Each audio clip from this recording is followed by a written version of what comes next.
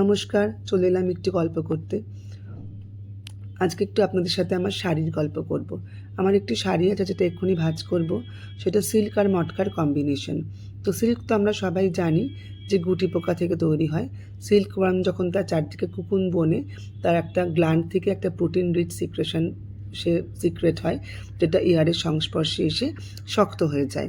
এবং এই কুকুনটাকেই যখন গরম জলে, হট ওয়াটারে বা গরম জলে ডোবানো হয়, তখন সেই কুকুনটা আলগা হয়ে যায় এবং সেখান থেকে লং সিল্কের যে ফাইবার্সগুলো সেগুলো বেরিয়ে যায়, সেগুলোকেই বুনে সিল্ক করা হয়।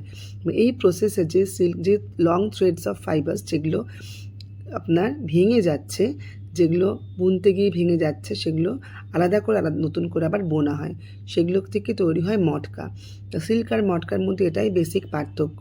সিল্ক হচ্ছে আমরা পুরোপুরি ইনট্যাক্ট থ্রেডসগুলো পাচ্ছি, আর মটকার ক্ষেত্রে যে থ্রেডসগুলো ভেঙে যাচ্ছে সেগুলো দিয়ে আলাদা করে বুনে মটকা তৈরি হচ্ছে।